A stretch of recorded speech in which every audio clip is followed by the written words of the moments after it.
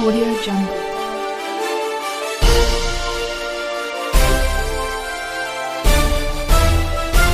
Audio Jungle.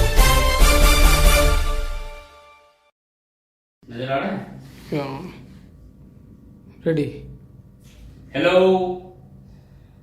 अभी जो मैं दाती महाराज के समर्थन में बयान देने वाला हूं, उसका इंग्लिश में हेडिंग होगा Swami Om ji appeal to amend section 376 and 354 and POCSO act. Hindi में शीर्षक होगा स्वामी ओम जी ने आईपीसी की धारा 376, 354, 377 व पॉक्सो एक्ट में संशोधन करने की अपील की। Hello global YouTubers, viewers, listeners व नारी पीड़ित पुरुषों व अन्य सभी लोगों को संबोधित करते हुए नारी पीड़ित ओम जी महासंघ सहित अन्य 51 वैश्विक संस्थाओं के संस्थापक व अध्यक्ष तथा बिग बॉस के सुपर हीरो स्वामी ओम जी ने उपरोक्त धारा 376 व 377 तथा 354 आईपीसी की व पोसो एक्ट की मिसयूज की तथा सुप्रीम कोर्ट द्वारा उपरोक्त आपराधिक धाराओं के मिसयूज को मंजूरी देने की घोर निंदा करते हुए उनमें संशोधन करने की मांग की, वरना उसके लिए देशव्यापी उग्र जन आंदोलन किया जाएगा। उल्लेखनीय है कि दिनांक 6/6/2018 बुधवार को नई दिल्ली स्थित फतेहपुर बेरी थाना में क्रिमिनल कंप्लेंट दाती महाराज के खिलाफ दिया गया था। उसके बाद साउथ दिल्ली के हिंदू विरोधी डीसीपी रोमिल बानिया से व स्वाति मालीवाल से मिलकर व उन दोनों के ऊपर हिंदू विरोधी अनेकों नेताओं से प्रेशर डलवाकर दिनांक 10 जून 2018 रविवार को अंडर सेक्शन 376, 377, 354, 34 आईपीसी की धाराओं के अधीन 26 वर्षीय अविवाहिता महिला द्वारा झूठी एफआईआर दर्ज कराकर पहले डिस्ट्रिक्ट इन्वेस्टिगेशन यूनिट को, उसके बाद दिल्ली पुलिस के भ्रष्टतम क्राइम ब्रांच के अधिकारियों को वो केस ट्रांसफर करके तथा राजस्थान के पाली स्थित बालग्राम गुरुकुल आश्रम में भी उपरोक्त आईपीसी की धाराओं में एफआईआर दर्ज कराकर नई दिल्ली स्थित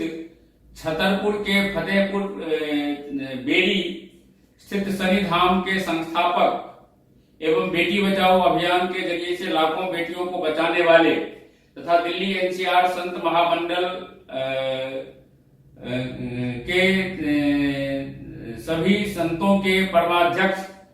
तथा महानिर्वाणी अखाड़ा के वरिष्ठ पदाधिकारी श्री एवं मेरे परम मित्र दाती महाराज उर्फ मदन लाल जी तथा उनके दोनों छोटे भाई अर्जुन व अशोक को गिरफ्तार करके जगत गुरु शंकराचार्य, जैन सरस्वती, स्वामी नित्यानंद, नारायण साईं, संत आसाराम, गुरमीत राम रहीम, संत रामपाल आदि हिंदू संतों की तरह ही सभी वैश्विक सर्व हिंदू समाज को बदनाम करने को प्रयास किया जा रहा है। जबकि पिछले सप्ताह मध्य प्रदेश के मुख्यमंत्री शिवराज सिंह चौहान, केंद्रीय मंत्री स्मृति ईरानी सहित अन्य अनेकों भाजपा सांसदों ने दिनांक 9/6/2018 शनिवार को उपरोक्त दाती महाराज से शनि धाम में मिलकर मोदी सरकार के 4 साल वाली पुस्तिका देकर उनकी बहुत तारीफें की थी, जिसका दाती महाराज ने विरोध भी किया था। इसीलिए उसके दूसरे दिन ही यानी 9 तारीख को उन्होंने उनको बीजेपी की किताब दी और 10/6/2018 रविवार को दाती महाराज के खिलाफ उपरोक्त थाने में वो जो जहां पर अभी दर्ज हुआ है फतेहपुर बेरी थाना में कंप्लेंट करवा दिया गया उस झूठी शिकायतकर्त्री द्वारा। उपरोक्त क्रिमिनल कंप्लेंट दिलवाने के दुष्परिणाम स्वरूप संतों में बहुत ज्यादा गुस्सा आया हुआ है। और आप ये देखिए कि उसी बीजेपी के परम संत संतो भैया जी महाराज के खिलाफ भी इन लोगों ने उनकी पत्नी से उनके खिलाफ झूठा आरोप लगवाकर उनको आत्महत्या करने के लिए आज मजबूर कर दिया। इसी तरह से उपरोक्त संतों की भाजपा नेताओं द्वारा जब जिस किसी भी की भी तारीफें भाजपा के नेताओं द्वारा की गई, तब तक आईएसआई व सीआईए के दबाव उपरोक्त तरीके से उपरोक्त संतों की भाजपा नेताओं द्वारा जब जिस किसी संत की तारीफें की गई, तब आईएसआई व सीआईए के दबाव में उन संतों को गिरफ्तार कराकर वैश्विक सर्व हिंदू समाज को बदनाम किया गया। यहां तक कि कांग्रेस की अगुवाई में एकत्रित सभी विपक्षी पार्टियों के नेताओं के व आईएसआई व सीआईए के दबाव में मुझे यानी स्वामी ओम जी को भी झूठे मुकदमों में गिरफ्तार कराने की साजिश चल रही है। मैं इसीलिए वैश्विक सर्व हिंदू समाज को बदनामी से बचाने के लिए सभी हिंदुओं को एकजुट होकर उपरोक्त आईपीसी की धाराओं व पॉक्सो एक्ट के संशोधनार्थ देशव्यापी उग्र जनांदोलन करने की अपील मैं सभी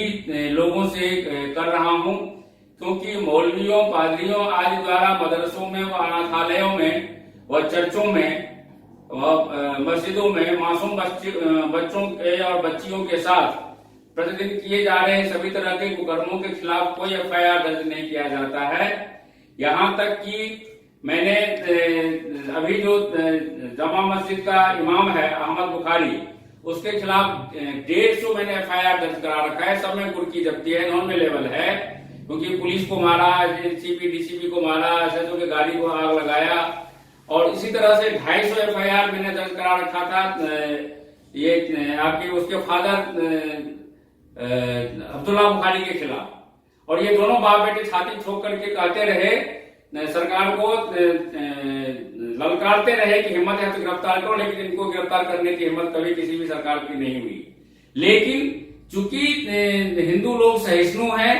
बुजदिल हैं, स्वार्थी हैं, सिर्फ अपने लिए पैसा कमाने में लगे रहते हैं, इसीलिए जिसके जी में आता है वो हिंदुओं को झूठे केसों में फंसा देता है और हिंदू संतों को बंद करके हिंदू धर्म को बदनाम करता है, हिंदू समाज को बदनाम करता है।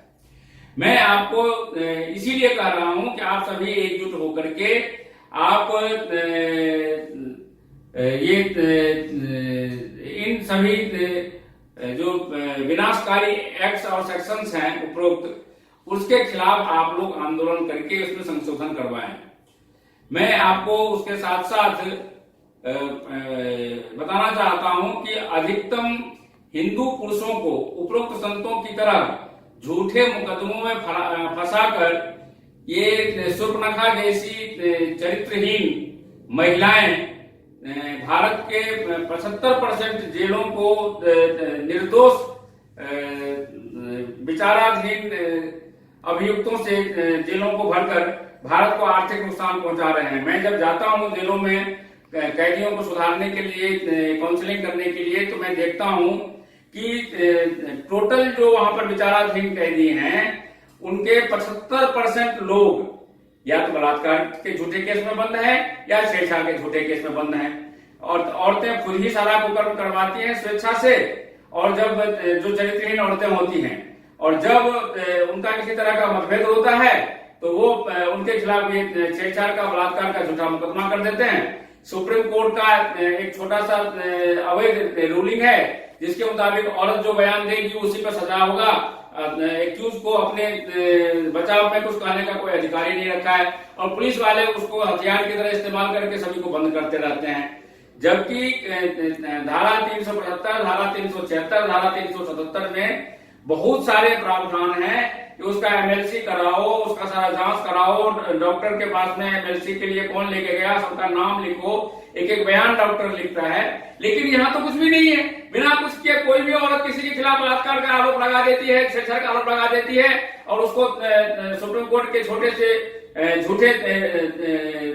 रूलिंग के मुताबिक पुलिस वाले उसको बंद कर देते हैं। जबकि ऐसा कानून में नहीं है। सुप्रीम कोर्ट को कोई अधिकार नहीं है कि पार्लियामेंट द्वारा पारित संविधान को वो का उल्लंघन कर सके और उसके खिलाफ कोई ऑर्डर दे सके। जैसे भी ये SC/ST केस में सुप्रीम कोर्ट ने जजमेंट दिया तो मैंने उसके खिलाफ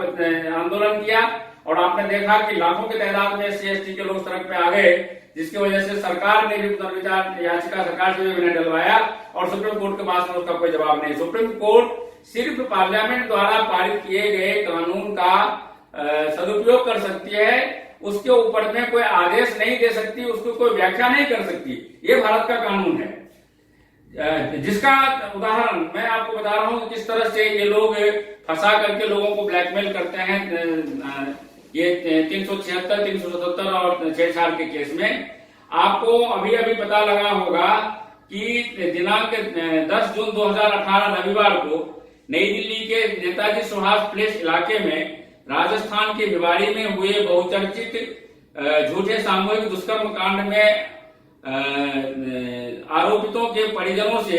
4 लाख रुपया रिश्वत के रूप में लेते हुए वो जो जिसने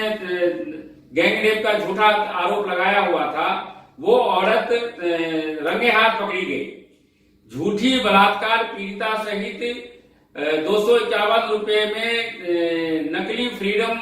स्मार्ट मोबाइल फोन बेचने का ढोंग करने वाले रिंगिंग बेल कंपनी के मालिक मोहित गोयल को और विकास मित्तल को स्वामी ओम जी ने गिरफ्तार कराकर झूठे छेड़छाड़ के व झूठे बलात्कार के लाखों झूठे मुकदमे कराने वाली झूठी सुर्पनखाओं का व झूठी महिलाओं का पर्दाफाश स्वामी जी ने किया है। वह करते रहेंगे और निर्दोष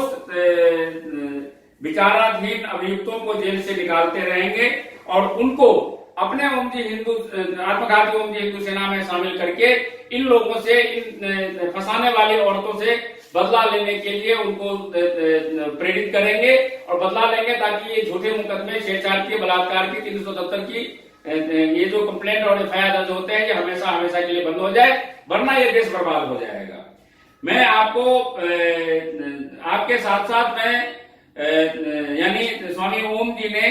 सभी तरह के मीडिया कर्मियों से अपील करते हुए कहा है कि उपरोक्त फर्जी बलात्कार या अन्य फर्जी छेड़छाड़ संबंधी लाइव डिबेट्स में सभी न्यूज चैनलों पर स्वामी ओम जी को बुलवाने की कृपा करें, ताकि निर्दोष पुरुषों का पक्ष देने के लिए स्वामी ओम जी डिबेट कर सकें और उसको भी प्रसारित कराया जा सके। दूसरे बयान को देने के लिए वाणी को मैं अभी विराम देता हूं। इन्हीं शब्दों के साथ जय हिंदू राष्ट्र, भारत माता की जय, वंदे। हमारे YouTube चैनल दैनिक विजय न्यूज़ को सब्सक्राइब करें, साथ ही बेल आइकन को प्रेस करें ताकि हमारे सभी अपडेट सबसे पहले आपको मिल सकें।